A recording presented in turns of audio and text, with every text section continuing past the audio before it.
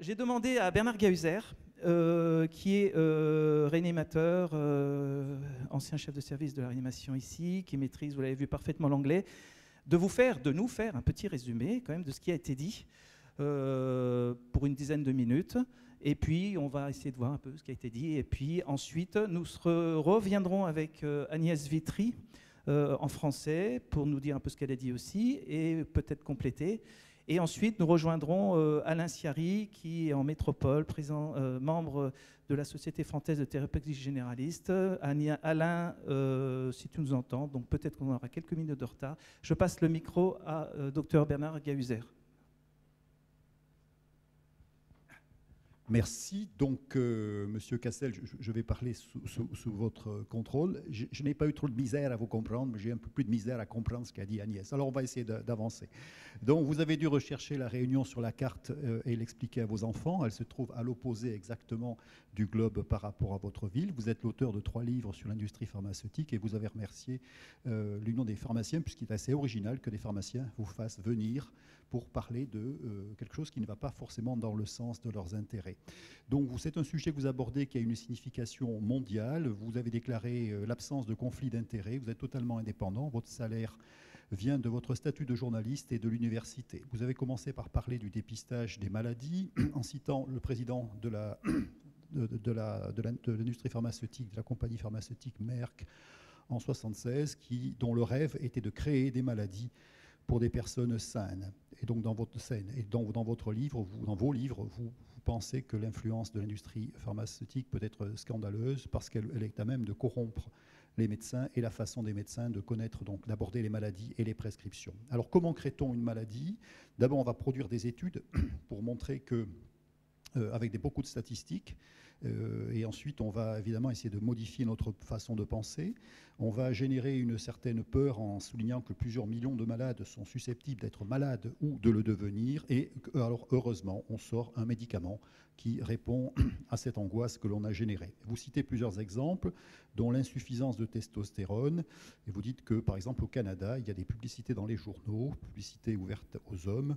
Et chaque fois qu'on répond oui, eh bien, on peut penser qu'on a une insuffisance en testostérone, alors que, hormis Philippe de Chazourne et moi-même ici, nous n'avons jamais l'occasion de répondre oui à ces questions, puisque nous sommes toujours à fond dans la testostérone. Mais ce que vous dites, c'est qu'il est normal qu'un homme ait quelques pannes, et que ce n'est pas pour ça qu'on en fait une maladie et qu'on doit le traiter.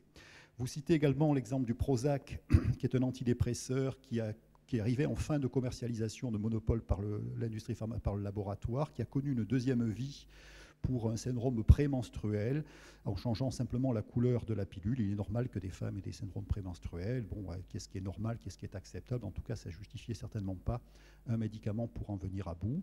Une autre maladie qui a été créée, c'est le syndrome qui rejoint donc hypoactivité sexuelle. Donc ça concerne les femmes. Vous voyez, les choses sont bien partagées entre les hommes et les femmes. Et donc ces femmes ont été incitées à porter des patchs de testostérone, qui est une hormone. Cette hormone n'a jamais été approuvée, même aux États-Unis, qui est quand même assez permissive. Et par contre, on connaît bien les effets secondaires, en particulier cardiovasculaires et cancérigènes de la testostérone. Donc pour un trouble qui n'en est pas un, on exposait les patients à des effets secondaires beaucoup plus sérieux. La ménopause est un phénomène naturel, mais certains ont parlé de déficit en œstrogène, en ont fait une maladie, et donc il y a eu tout un remplacement en substitution hormonale pour la ménopause qui a été donc arrêté, en tout cas en France, il y a quelques années. Vous avez évoqué des espaces publicitaires qui sont offerts dans des revues pour faire des publicités médicamenteuses par les compagnies, et vous avez évoqué également la DSM-5, qui est la classification des maladies, qui fait apparaître de nouvelles maladies comme la prédémence. Donc c'est une nouvelle catégorie qui peut s'appliquer à tout le monde. Nous ne sommes pas encore tous déments dans la pièce, mais on pourrait le devenir. Donc nous sommes en état de prédémence, et donc pourquoi ne pas se soigner pour ne pas devenir dément? Vous avez parlé de la cyberchondrie, qui est une maladie, donc cyber, l'informatique, et chondrie, devenir malade. Chondrose, c'est en fait la recherche maladive des symptômes et des signes des maladies sur Internet. Et dans un 6e des cas de patients porteurs de cancer, eh bien, va se rajouter une autre maladie qui est une maladie un peu psychique ou psychiatrique à cause d'Internet. Vous avez parlé des syndromes de préhypertension artérielle, de prédiabète et de pré-cholestérol élevé. Vous avez également signalé que les États-Unis et la Nouvelle-Zélande autorisent la publicité directe des maladies dans les médias, pas le Canada, mais que vous êtes quand même inondé par les chaînes transfrontalières et qu'au Canada, par contre, on fait de la publicité sur les maladies avec des publicités agressives. Vous avez montré 2 pieds donc d'un patient avec une étiquette dans une morgue, et donc il y avait le choix entre mourir, la morgue, et soigner son cholestérol. Vous avez parlé de Champix, qui est un produit qui est utilisé aussi pour le sevrage du tabagisme, qui a des effets psychiatriques et cardiovasculaires, qui fait l'objet de publicité au Canada. Il y a des publicités également qui incitent sur les arrêts de bus par une pilule bleue à aller voir les patients pour avoir du Viagra. Vous avez parlé des catastrophes sanitaires qu'ont également occasionné le Celebrex et le Vioxx, qui étaient des anti-douleurs, des anti-inflammatoires, et qui ont quand même tué pas mal de monde.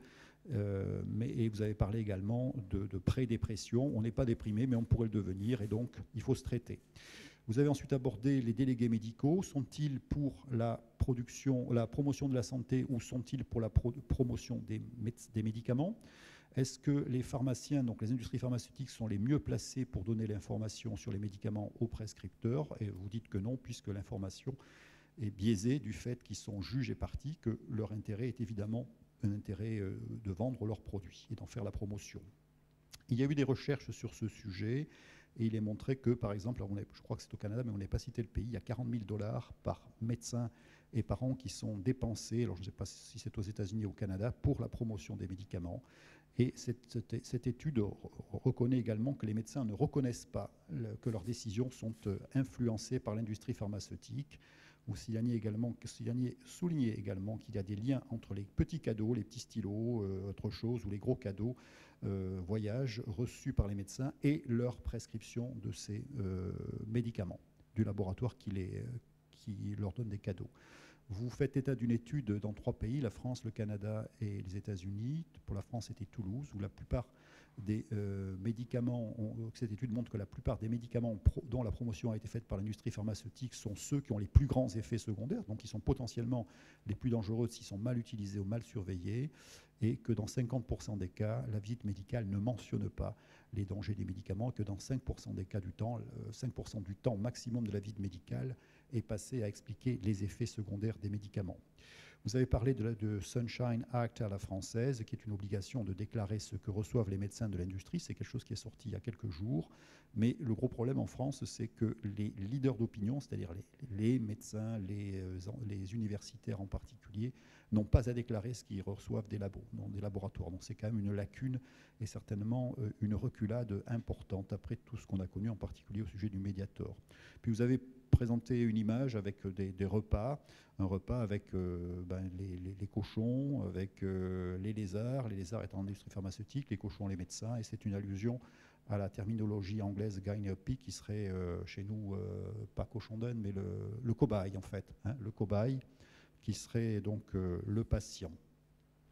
Vous avez parlé de détection du cancer. La détection à outrance du cancer du sein, de la prostate, peut trouver donc dépister des signes non pathologiques, une élévation isolée des PSA, des calcifications qui pour autant n'en sont pas des maladies, mais qui donnent lieu à des biopsies et donc à des dégâts, certainement à des diagnostics, oui, mais aussi à des excès de diagnostics, de choses qui ne sont pas pathologiques. Et vous soulignez que plus de 2 millions d'Américains ont été traités inutilement pour un cancer de la prostate, et que chaque année, 1 million d'Américains subit ou bénéficient, comme l'on veut, d'une biopsie prostatique, et avec comme résultat 5% d'infection à la suite de ces actes qui sont agressifs.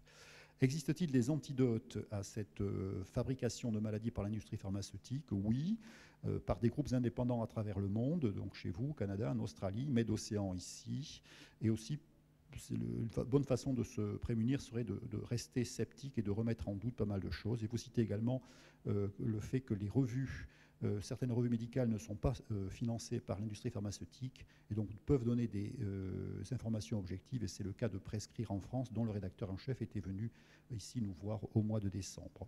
Votre livre a été traduit en 14 langues, il a donc une certaine répercussion dans le monde. Vous avez cité Mark Twain, qui est donc un écrivain anglais du 19e siècle, américain du 19e siècle, et qui était très, très en retrait par rapport à la médecine de l'époque, et qui a dit « Attention à la lecture de livres de médecine, vous pourriez mourir d'une erreur d'imprimerie, d'impression ». Et puis c'est à peu près tout. Agnès Vitry a parlé à peu près des mêmes choses. Elle s'est posé la question en particulier de savoir si les industries pharmaceutiques étaient plus à même d'influencer les associations de patients, de consommateurs, que les médecins. Et elle a dit qu'effectivement, avec Internet, les patients avaient accès à des informations, qu'ils pouvaient, si j'ai bien compris, s'établir un meilleur dialogue entre le patient, les associations de consommateurs et puis les médecins. Voilà.